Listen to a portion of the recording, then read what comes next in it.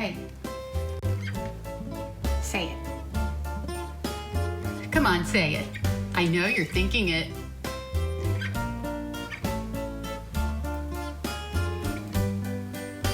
Say it.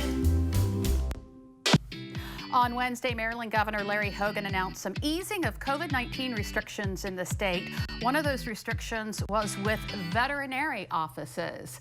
And you know Jagger. He was at the beginning of the show, and he's joining me during this interview right now because we are actually interviewing Dr. Donna Flaggs. She is with Cabin Creek Animal Hospital in East Newmarket. She joins us this afternoon via Zoom with more on these easing of restrictions. And we're also going to talk a little bit about our pets who have had their humans home. Hi, good afternoon. Good to see you again, Lisa, and Jagger. And Jagger, yeah. So I want to talk a little bit about these restrictions. How has it been for you for the past couple of months? So April 1st was the whammy, and that was when the Maryland State Veterinary Board told us that we needed to kind of scale back and do only emergency or essential business, which means, you know, no spays and neuters, no routine exams, only things that could pose a public health hazard, such as a rabies vaccine or leptospirosis for a dog,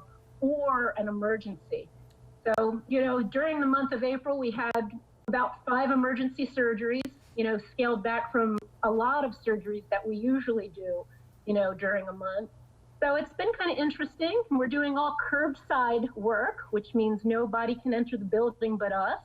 There are a few exceptions, of course. If there's, you know, the end of life issues, we will let people come in. But it's been really interesting. I bet. Yeah. So as of, I guess, yesterday, what are you allowed to do now? We can do more routine procedures and more routine exams, wellness exams, but we still must practice social distancing. If we're still doing curbside, we have to maintain that. And we're all to wear masks in the hospital. Of course, I'm up in my office, but here's my mask. Oh, okay. We all have handmade masks that we're wearing in the office, but you know, we're still practicing social distancing and using PPEs, but we can do a little more stuff now. Sure. So that's good. On to our next subject. You know, I am normally not home all day with Jagger, and I have to admit, I've noticed a few behaviors that maybe, you know, I didn't notice before, and one of which is his constant licking of his paws. Are those some of the things that people might notice when they're home all day with their pets? Well, a couple of things in the regard of the dog. It could certainly be stress, you know, and stress not of you being home, but it's something different. You know, he's probably used to sleeping all day and doing his own thing. And, you know, here's mom, and we're going out to the bathroom several times a day, and she's up and she's down. So he's probably nervous, getting up and down, wondering what you're doing, lick, lick, lick. Yeah. But it is allergy season. So perhaps he's licking from allergy. Oh. So, you know, we can't really make a judgment, but you're perhaps paying closer attention because you're home. Yeah. Right?